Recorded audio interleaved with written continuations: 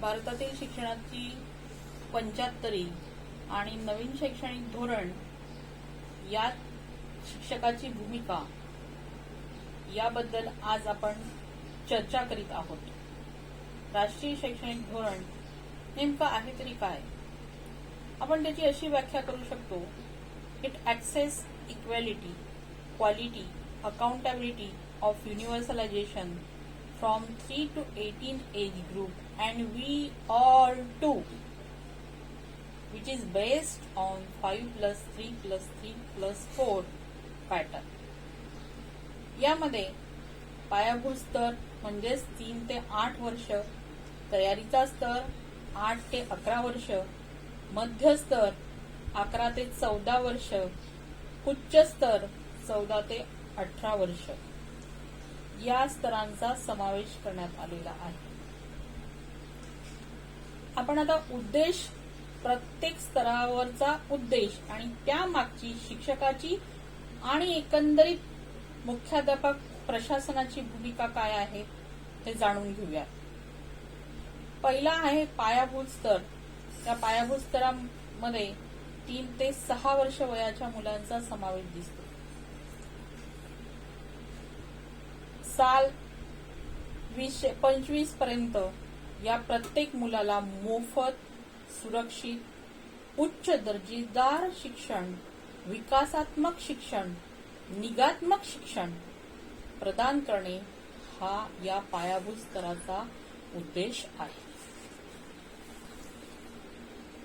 यामध्ये शिक्षकाची भूमिकेचा जर आपण विचार केला तर शिक्षण देताना शिक्षकाने खेळ, शोधन, उच्चारण आणि शिक्षकाचा सहवास, पालकांचा सहवास याद्वारे शीघ्र बौद्धिक विकासाच्या क्रिया विकसित करायच्या आहेत। यामध्ये प्रामुख्याने 3 ते 6 वयोगटातील मुलांना योग्य आकलनात्मक, त्यांना समजेल असे, पूरक असे शैक्षणिक सूचना, तंत्रज्ञान यांचा वापर करून प्रत्यक्ष आपल्या कृतीतून किंवा अप्रत्यक्ष आपल्या कृतीतून त्यांना रुजवून द्यायच्या आहेत, त्यांना शिकवायच्या आहेत। करिअर मॅचिंगच्या दृष्टीने व्यावसायिक पाया रचण्यामागे अध्ययन सुलभ कृतींचा अवलंब आपल्याला करायचा आहे। म्हणजे नेमकं मुलाला पुढे आपल्याला कोणकोणत्या व्यवसायाचा पाया आपण रचून देऊ शकतो यासाठी लहानपणापासूनच त्यांना काही कृती या त्यांना शिकवायच्या आहेत। शिक्षकांबरोबर पालकांना सुद्धा प्रोत्साहन देण्यासाठी ॲडव्होकेसी म्हणजेच पुरस्काराच्या स्वरूपात सामील करून घेता येईल। त्यामुळे पालकांचे सुद्धा या अध्ययन कृतींच्या बाबतीत काही योगदान देता येईल, हातभार आपल्याला लागणार आहे।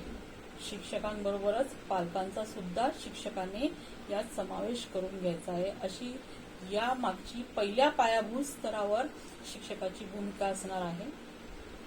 दुसरा जो स्तर आहे त्या दुसरा स्तर आहे तयारीचा स्तर।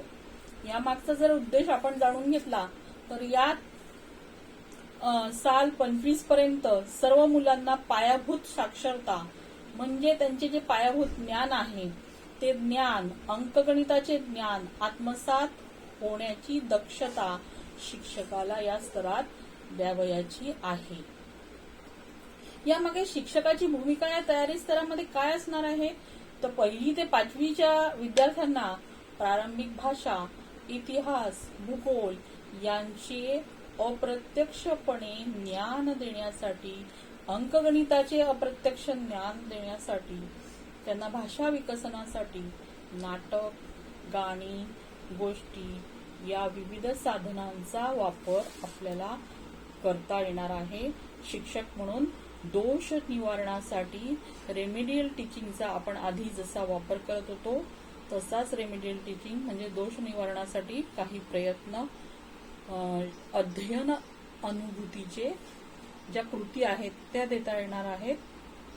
त्याच्यासाठी स्वयंसेवकांची सुद्धा शिक्षकांना भूमिका करावी लागणार आहे, मदत घेता येणार आहे, समाजातले समाजसेवक समुपदेशन जसे काम करतात त्याचप्रमाणे शिक्षकाला ही भूमिका वठवायची आहे. मुलांचे मानसिक आरोग्य चांगले राहावे यासाठी त्याला वेगवेगळ्या घटकांचा वापर म्हणजेच पालक, नंतर त्या मुलाच्या आजूबाजूचे जे सराउंडिंग आहे त्या सराउंडिंग मध्ये काय अडचणी येतात हे सुद्धा जाणून घेऊन त्याचे मानसिक आरोग्य राखण्याच्या दृष्टीने शिक्षकाला ती भूमिका पार पाडायची आहे. 8 ते 11 वयोगटातील मुलांना वेगवेगळ्या नाटिका, जाहिराती, रोल प्ले यातून वेगवेगळ्या भूमिका समजून सांगता येईल. त्यामागच्या ज्या संकल्पना आहेत त्या पटवून देता येईल. नेमके कोणत्या व्यवसायामध्ये कसे काम केले जाते तर हे शिकवण्यासाठी जाहिरात, रोल प्ले या वेगवेगळ्या माध्यमातून शिक्षकाला त्यांना अध्ययन अनुभूती देता येतील. बाहुल्यांचा खेळ, सोंगट्यांचा खेळ ही मूल्यमापनाची विविध साधने शिक्षकाला पारंपरिक साधने सुद्धा वापरता येईल. शिक्षकाला समुदाय व पायाभूत सुविधा, मनुष्यबळ आपल्या शाळेत किती आहे, परिसरात किती आहे याचा सुद्धा विचार त्याला या भूमिकेत प्रामुख्याने करावा लागणार आहे. प्रशासनाला सुद्धा, मुख्याध्यापकांना किंवा संस्था प्रमुखांना, तेथील प्रशासनाला सुद्धा या सगळ्या मनुष्यबळाचा म्हणजे 30 मुलांमागे एक शिक्षक असा आपण जर इथे रेशो ठेवलेला आहे तर प्रामुख्याने त्या शिक्षकावर किती कामांचा आपण भार टाकणार आहे तो सुद्धा विचार या ठिकाणी प्रशासनाने, मुख्याध्यापकांनी करणं आवश्यक आहे. त्यामुळे शिक्षकाला आपली जी भूमिका आहे ती वठवताना अधिक त्रास होणार नाही, त्याच्यावर एकंदरीत भार पडणार नाही, तो अगदी लवचिकतेने आपली भूमिका पार पाडू शकेल याची प्रशासनाने या ठिकाणी नोंद घेतली पाहिजे. शिक्षकाला अभ्यासक्रम कसा शिकवावा, किती शिकवावा याचे बंधन नसल्याने तो स्वयंप्रेरणेने अधिक उत्स्फूर्ततेने काम करणार आहे. त्याला त्याच्या अध्ययनकृती समजवताना त्याला स्वतःचं एक स्वातंत्र्य असणार आहे. त्याच्यामुळे तो आपल्या पद्धतीने अध्यापनाची ही जी प्रक्रिया आहे तो ती सहज पूर्ण करू शकणार आहे. पुढच्या मधल्या स्तराचा आपण विचार करूया. या मधल्या स्तरामध्ये उद्देश बघितला आपण तर 11 ते 13 वर्ष 13 ते 14 वयोगटापर्यंत टीन एज गटामध्ये, आपण याला टीन एज गट म्हणूया मधल्या स्तराच्या मुलांना, तर 6वी ते 8वीचा हा गट असणार आहे. या ठिकाणी टीन एजचा जर विचार केला तर या पौगंडा अवस्थेतील जे विद्यार्थी असतात तर त्यांच्या सुरुवातीला येणाऱ्या काही समस्या आहेत, तर त्यासाठी शिक्षकाला एक मनोवैज्ञानिक व्हावं लागेल, एक मित्र व्हावं लागेल, एक समुपदेशक व्हावं लागेल, एक मार्गदर्शक व्हावं लागेल. मित्र या नात्याने त्यांच्या ज्या समस्या काही येतात त्या समजून घ्याव्या लागतील, त्यांना संरक्षण भासेल अशी मित्रता त्यांना दाखवावी लागेल. त्यांना पडणारे प्रश्न, शंका, समाधान यासाठी निराकरण करण्यासाठी अध्यापन शास्त्राची काही विशिष्ट प्रक्रिया म्हणजेच त्याला वेगवेगळ्या पद्धती ज्या नेहमीच्या नसणारे, पारंपरिक नसणारे, तर खेळीमेळीच्या वातावरणाने दिशादर्शक ही भूमिका त्याला या मधल्या स्तरामध्ये पार पाडायची आहे.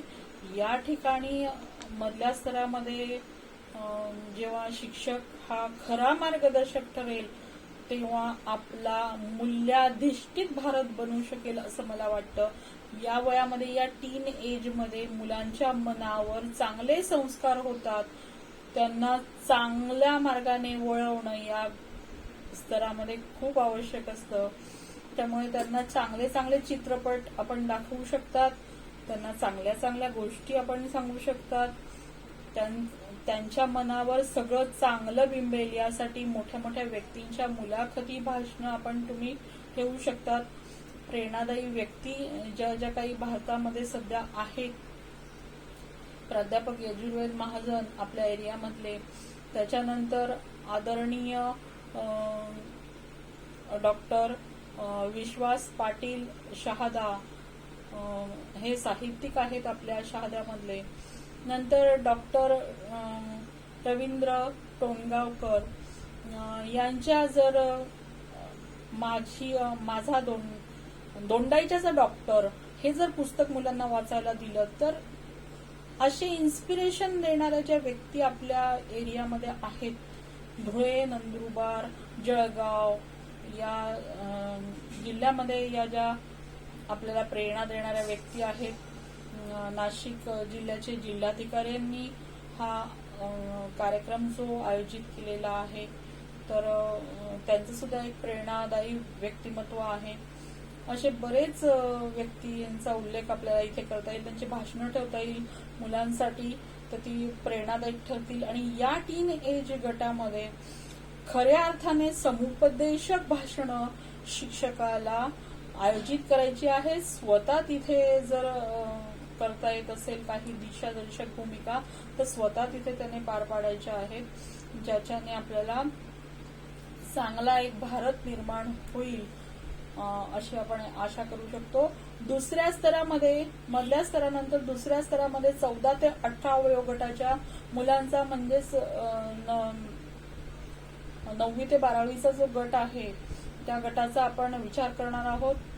या ठिकाणी त्याचा उद्देश असा असणार आहे की उदरनिर्वाह व उच्च शिक्षण यासाठी तयारी करणे व युवा प्रौढत्वाकडे संक्रमण करणे हा या प्रामुख्याने या स्तराचा उद्देश असणार आहे.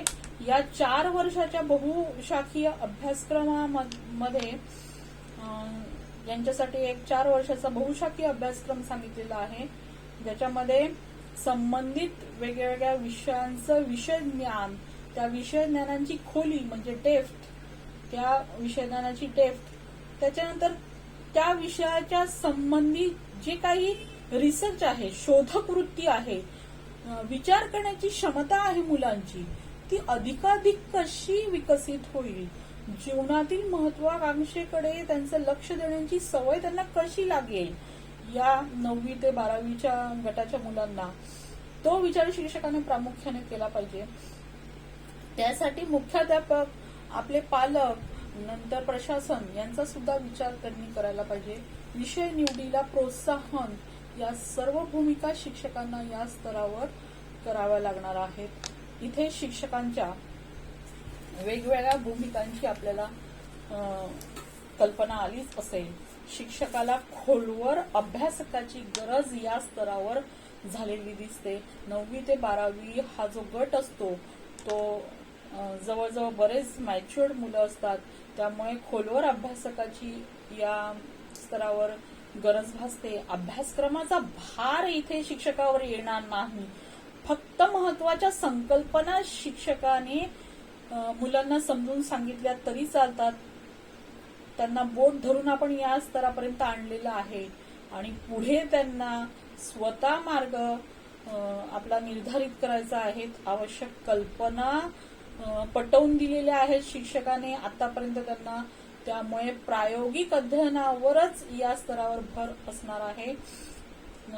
त्यांना आपण आयतताट या स्तरावर देणार नाही आहोत, तर त्यांच्या महत्वाच्या संकल्पना क्लिअर झालेल्या आहेत आतापर्यंत आणि त्यांना प्रायोगिक अभ्यासावर, अध्ययनावर या वयामध्ये भर द्यायचा आहे.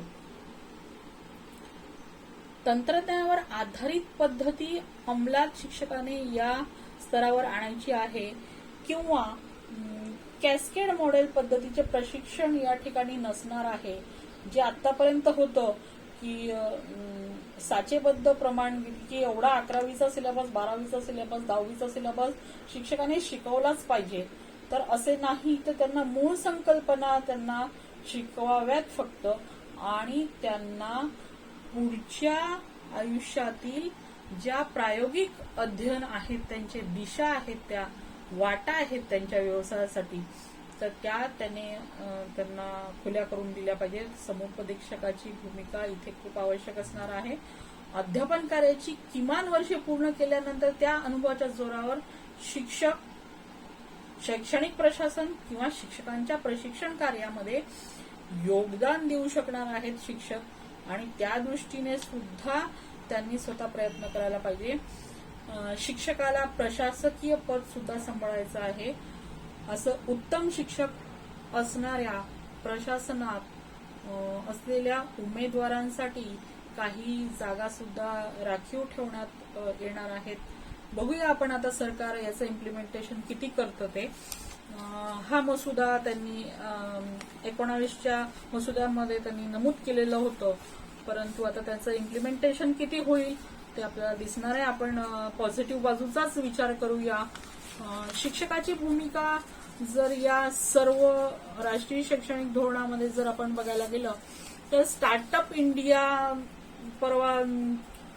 काल परवा मोदीजींनी सांगितलं, तर त्या स्टार्टअप इंडियाला घडवणारा खरा इंजिनियर कोण असेल? डॉक्टर रघुनाथ माशेलकरांनी परवा जो सांगितलं की गांधीवादी अभियांत्रिकी रचनेवर आपला भारत उभा राहणार आहे, असं परवा जे सांगितलं, असे खरी गांधीवादी अभियांत्रिकी शिक्षक, मुलं, विद्यार्थी घडवण्याची भूमिका या शिक्षकाची असणार आहे. बिल्ट इन इंडियाचा प्रणेता असणारे हा शिक्षक.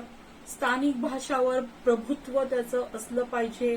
निदान स्थानिक भाषा आपली जी महाराष्ट्राची आहे मराठी, या स्थानिक भाषांवर त्याचं प्रभुत्व असलं पाहिजे. तो गुणवत्ताधारक असला पाहिजे. त्याला बहुभाषिक होण्यासाठी खोलवर अभ्यासकाची गरज आहे. शिक्षणाचा हा जो बदलता आकृतीबंध जर आपण बघायला गेलो तर मुलांसाठी झडणारा सर्वांगीण विकास, मुलांबरोबरच स्वतःचा साधणारा एक माता पिता, मनोवैज्ञानिक, समाजसेवक, स्वयंसेवक अशा बहुआयामी भूमिका या शिक्षकाच्या असणार आहेत. Hard work transfers dreams into reality असे म्हणतात ते काय खोटे नाही. शिक्षकांनी आपली प्रतिभा, प्रतिमा आणि प्रज्ञा विकसित करावी आणि ती टिकवण्यासाठी स्वतः प्रयत्नशील व्हावं असं मला वाटतं. शिक्षकाबरोबरच संस्था प्रमुख, मुख्याध्यापक आणि प्रत्येक वर्गासाठी सामान्य अध्ययन चाचणी ही संस्थांतर्गत किंवा शासन स्तरावर करून आपापली गुणवत्ता प्रत्येकाने विकसित करावी. यासाठी चांगली माणसे आपापल्या संस्थेमध्ये वेळोवेळी ठेवणं, त्यांना आपल्या कार्यकारिणीमध्ये सामील करून घेणं हे तिथल्या संस्थांतर्गत प्रशासनाचं काम आहे. आज समाजाला चांगल्या माणसांची गरज आहे. अवकाशात जर आपण बघितलं तर हे स्टार्टअपचं जाळंच उभं राहणार आहे, अशी शिक्षकाची भूमिका असणार आहे. हे स्टार्टअपचं जाळं अवकाशामध्ये इतकं उभं राहील की आपल्या भारतामधले हे जे विद्यार्थी आहेत ते स्वतःचे उपग्रह करून आपल्या अवकाशामध्ये सोडतील. असा बिल्टअप इंडिया तयार करण्याची भूमिका या शिक्षकाची असणार आहे. हेच माझं या चर्चेला एक स्वतःचं सादरीकरण, स्वतःचं ओपिनियन म्हणा असे राहील. धन्यवाद.